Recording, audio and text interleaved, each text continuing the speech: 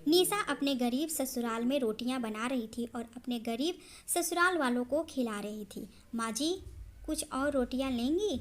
नहीं बहू, मेरा हो गया, तुम अपने लिए रोटियां बना ले। पिताजी, आप रोटी लेंगे? नहीं बहू, अब मैं नहीं लूँगा। तभी दरवाजे पे दस्तक होती है और निशा दरवाज़ा खोलती है तो सामने अपनी गोरी बहन तनीषा को खड़ा पाती है। तनीषा अपने साथ 4 ड्राइवर को लेकर के आई थी। वाह निशा, जैसी तुम काली हो वैसा ही काली तुम्हारी किस्मत है। यहाँ पे देखो, मैंने तुम्हारे लिए रसमलाई, काजू कतली और ढेर सारे फ्रूट, मेवे, मिठाइयाँ लेकर के आई हूँ। अरे तनीषा, इसकी क्या ज़रूरत थी? तो अरे ज़रूरत थी ना, वैसे भी काफ़ी समय हो गया था तो मैंने सोचा कि मैं तुम्हें खुशखबरी दे आऊँ। लेकिन तुम तो पहले से ही प्रेग्नेंट हो और मैं प्रेग्नेंट की खुशखबरी देने आई थी। वैसे छोड़ो, कोई बात नहीं। एक ड्राइवर के पास मेरे तुम्हारे लिए कपड़े हैं और कुछ पैसे, तुम्हारी मदद हो जाएगी, तुम ले लो। नहीं तनीषा, मैं तुम्हारा कुछ भी नहीं लूँगी, तुम मुझसे मिलने आई यही मेरे लिए बहुत है। ऐसा है तनीषा बेटा कि तुमने अपना अमीर होने का रुआब बहुत दिखा दिया, अपनी बहन से मिल ली ना, अब तुम जाओ यहाँ से। निशा की सासू माँ तनीषा को बोलती है तो तनीषा अपने कार से घर चली जाती है। तो अब सासू माँ निशा से पूछती है, अरे बेटा, तुमने तनीषा से कुछ मांगा था क्या? तुम्हें कुछ चाहिए? अगर तुम्हें कुछ चाहिए तो मैं ला के दूँगी। तो निशा बोलती है, नहीं माँ जी, मैंने तो तनीषा से कुछ भी नहीं मांगा।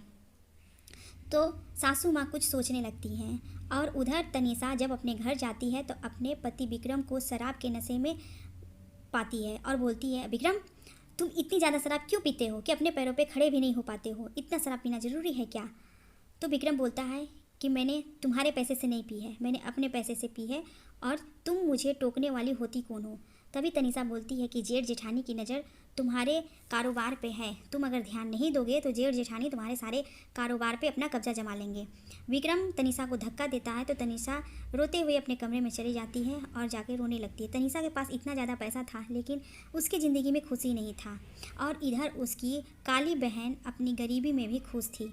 तभी उसकी नंद आती है और बोलती है, पिताजी, मुझे एक कंपनी में जॉब लग गया है, मुझे सैलरी 25,000 मिलेगा। तो पिताजी बोलते हैं, वाह बेटा, तुमने तो बहुत अच्छा काम किया है। माँ बोलती है, बेटा, तुमने बहुत अच्छा काम किया, इसी तरह से हम सभी लोग मिलकर कुछ ना कुछ करेंगे तो हम लोगों की गरीबी ख़त्म हो जाएगी। तो निशा बोलती है कि बधाई हो ननद जी, जिस तरह आपको काम मिल गया वैसे ही आपके भैया का भी कुछ भला हो जाए। तो उसका पति बोलता है कि मैं तो अपने ही कंपनी में काम कर कर के थक गया हूँ, पता नहीं मैं अपने कंपनी का मैनेजर कब बनूँगा।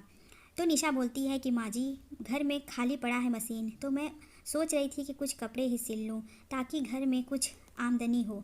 सिलाई कर करके निशा कुछ पैसे कमा लेती है और अपनी सास ससुर को देती है। सास ससुर उसी पैसे से सब्जी का ठेला लगाते हैं और काम करने लगते हैं। इधर विक्रम शराब के नशे में डूबा हुआ था और उसकी नशे का फ़ायदा उठाकर तनीषा की जेठानी घर के और कारोबार के कागजात पे साइन करा लेती है। तनीषा को बोलती है, ऐसा है मैडम, अपना बोरिया बिस्तर बांधो और बाहर का रास्ता देखो। तो तनीषा बोलती है, क्यों, मैं बाहर क्यों जाऊंगी? तो वो बोलती है, ये लो कागजात और देख लो, इस पर तुम्हारे पति का साइन है और ये सारा मेरा है, तुम्हारा कुछ नहीं है। तुम लोग दोनों जितना जल्दी हो सके घर से निकल जाओ।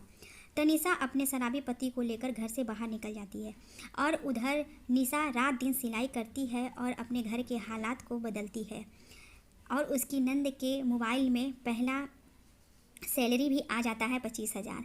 उधर सास ससुर का सब्जी का कारोबार भी बहुत अच्छा चलने लगता है। निशा को सिलाई के लिए बड़े बड़े कंपनी से ऑफ़र आता है कि आप मेरा कंपनी का कपड़ा सिल कर दीजिए और वो ज़्यादा अधिक पैसे कमाने लगती है। उसके पति अपने ही कंपनी में मैनेजर बन जाते हैं और इन लोगों का दिन और रात अच्छी तरह से बीतने लगता है। धीरे धीरे करके दिन बीतता है और इन लोगों का ज़िंदगी में खुशियाँ ही खुशियाँ आ जाती हैं और ये लोग बहुत ही अमीर हो जाते हैं। निशा का ज़िंदगी का 5 साल बीत जाता है और उसका एक बेटा होता है। उन लोग अच्छे खासे सोसाइटी में रहने लगते हैं। तो सोसाइटी में एक फंक्शन था तो निशा की नंद बोलती है, भाभी, आपने कपड़े प्रेस नहीं करवाए? तो निशा बोलती है, क्या करूँ नंद जी, यहाँ पे तो पता ही नहीं है कि कपड़े कहाँ प्रेस होते हैं। तो वो सारे कपड़े लेकर के बाहर जाती है और एक लेडी से पूछती है। तो वो लेडी बताती है कि सामने एक घर है और उसमें एक लेडी जो है वो प्रेस करती है। उसका पति शराबी है और बहुत ज़्यादा उसको मारता पीटता है। तो निशा सारे कपड़े लेकर धीरे धीरे आगे चलने लगती है और वह उसी लेडी के दरवाजे पर चली जाती है और आवाज़ लगाती है, घर में कोई है?